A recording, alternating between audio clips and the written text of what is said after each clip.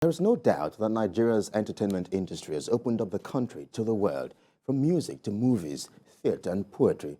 Nigerians are making waves and breaking barriers globally. The country rakes in billions of naira every year from proceeds of entertainment, and given the potential yet unexplored, the industry could yet yield more gains for the country, both economically and in terms of positive reputation and good popularity. The industry did not get to this point without the input of some very talented and passionate people. One of such persons who recently clocked 80 has been on the scene for decades is dramatist, folk singer, poet, and playwright Jimi Solanke. He joins us. All right, amazing scene indeed. The dramatist, folk singer, poet, and playwright, the legendary Jimi Solanke joins us live on the breakfast show this morning.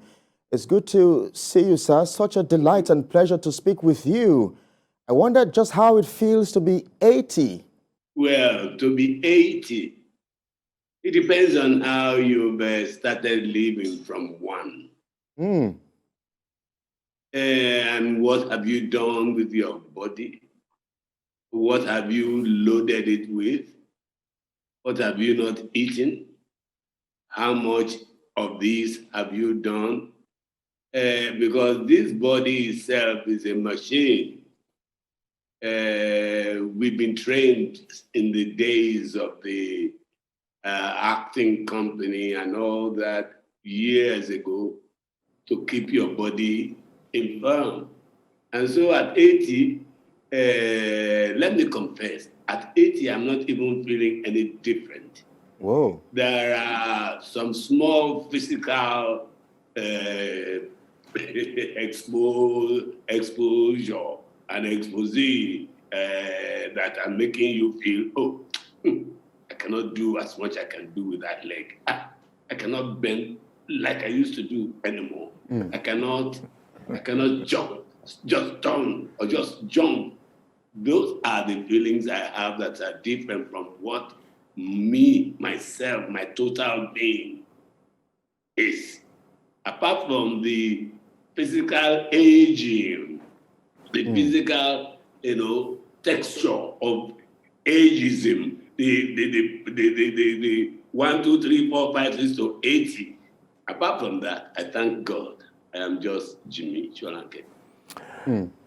Good. It's good to I say happy birthday to you again, sir. This summer, Thank you very much. And one of the things that we know about you is also very rare anywhere in the world. Is what I call the Renaissance man. You are not only, as it is stated today in the Nation's editorial on you today, you are not only a singer, you are a composer, you are an actor, you are a folklorist, you are a storyteller, you are a dancer, and all of that. Tell us, how are you able to wear so many hats and to have so many apparitions in one person? It's a pity I ended up having an octoparian personality. But it wasn't easy. It wasn't just like I went to this, I did this. No.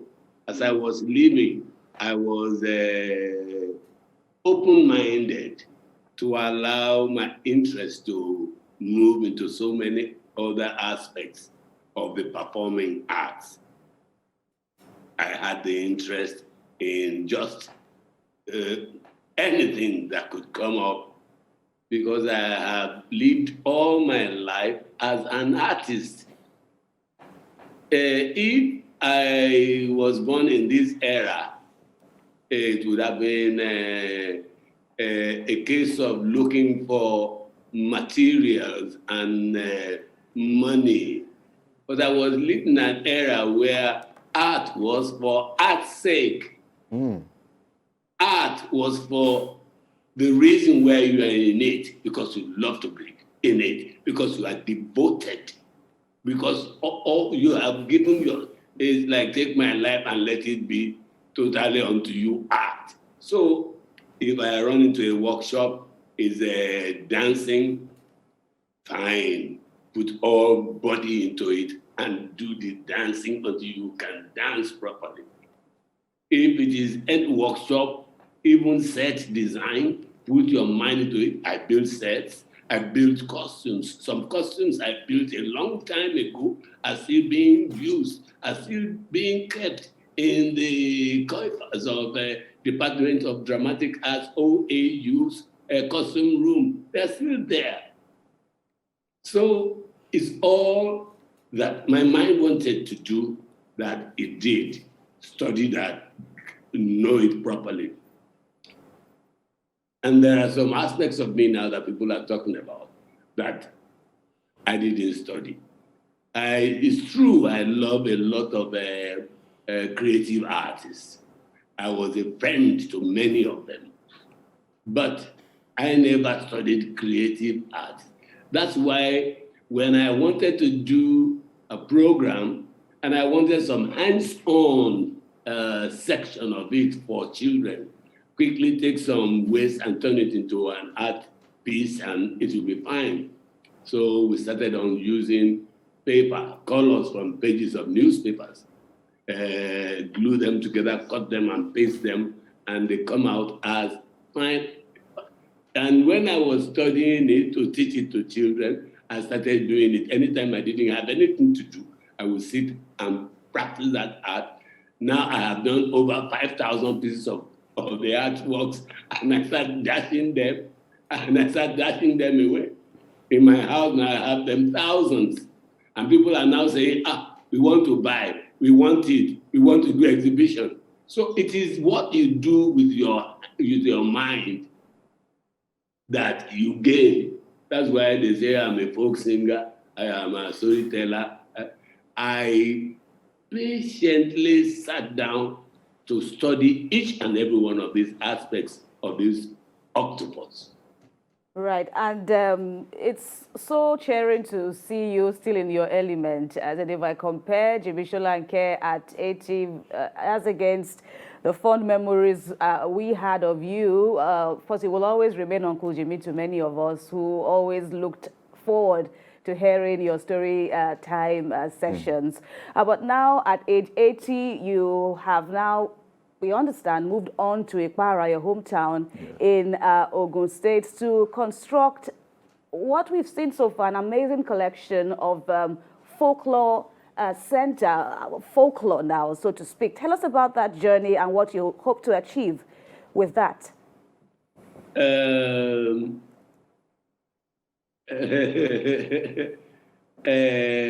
Entertainment and an entertainer remains forever. Eventually, when I wanted to leave Ife, because I've stayed Ife all through my life from 1969, and I wanted to leave Ife, I had pieces of land in my hometown. I just took one of them and I said, something was telling me that, look, some people will say you are too old to start anything. Don't listen to them. The voice was telling me, do what you want to do now, retire here, and it will become a total center that everybody that has known you would want to come. So I started setting up a situation where there will be, I even called it Storyland Retreat. There will be sessions for children enjoying their regular, weekend entertainment, folk singing, folk tales, cultural interactions, because we are running out of our cultural feats. Everybody is trying to be nothing else that is normal around here, but with something else that is immoral and not normal from anywhere else. So I want to have a situation where children will come, they will see a lot of things that they've never seen before. Which child has seen Adogon before? How can he or she see it? Which child has seen a water container, the gourd, and the goblet, and the container, and the cup before? All these things were part of us and are still part of us. No, we don't want our children to live a life that they will not know anything about themselves. Because as they said in Yoruba land, that if you leave your culture behind totally, then you are naked. You are now going to be robed in different kinds of clothes and colors that are not yours. And I would not want to be an old man. So we set up that place for a lot. Evenings of folk singing, evenings of storytelling, weekend festivals of traditional hairdo. We invite the Adiremeka to come and stay with us, first day, second day. By the time you come back home, you can tie-dye your own t-shirt yourself. The cover will come. There will be drama going on there. All the things that have been surrounding me, get them continuously displayed at the Ibudo Asha. That's what I call the place, Ibudo Asha. And that's why I'm there. Because if I stop now and retire, no retirement in performing arts. So no retirement. No retirement. Who are you going to retire on? Joba, be ordinary people. So there's no retirement. So you continue doing it. That's the reason why I'm setting up such a place. I'm just wondering, Solanke, if perhaps you think the government should also, the authorities should be doing what they should be doing differently to enhance and amplify such moves by people like you. I'm also wondering just how worried you are when you look at the screens today, the kind of films you see, the kind of movies you see, when you also listen to the kind of music that my generation are producing. I wonder just how worried you are about our values, our culture, our heritage as a people. The music we hear, the movies we watch, we ourselves are the one putting us into the throes of the millennium enslavement.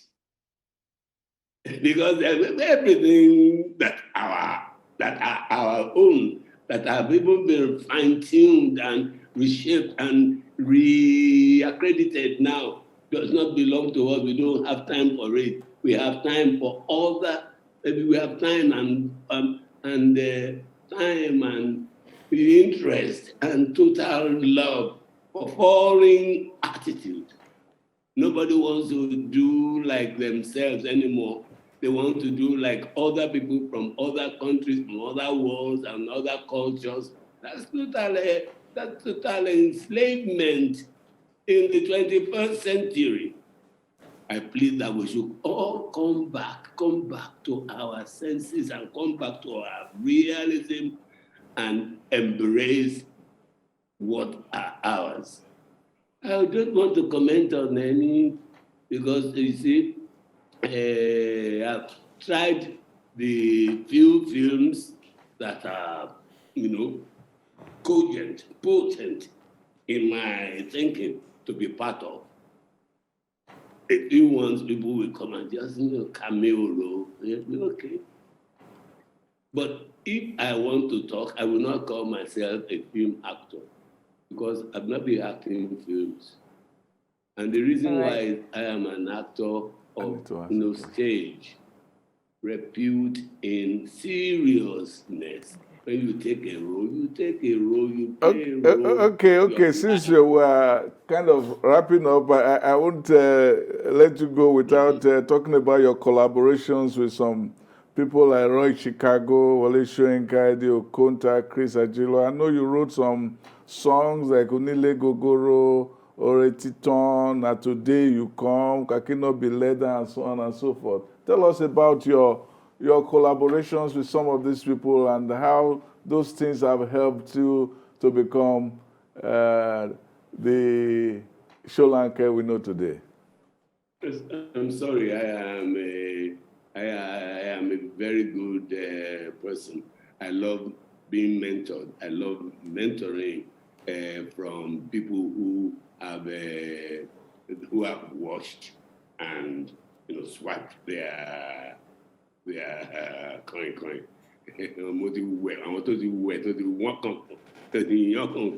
People who have merited respect and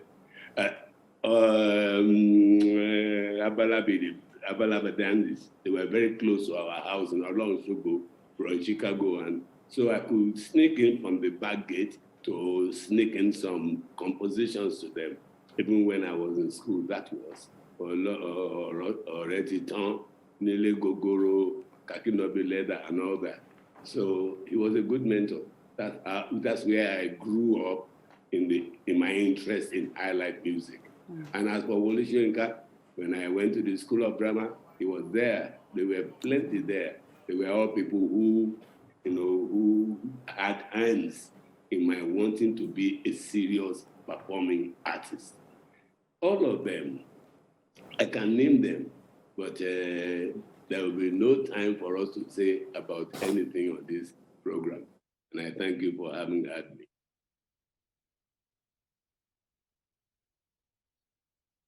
But okay, so Ibudo Asha is up and running now, but how are you observing the state of the nation, insecurity, people thinking twice before they make travels, even essential travels? How do you view Nigeria currently, and where do we go from here?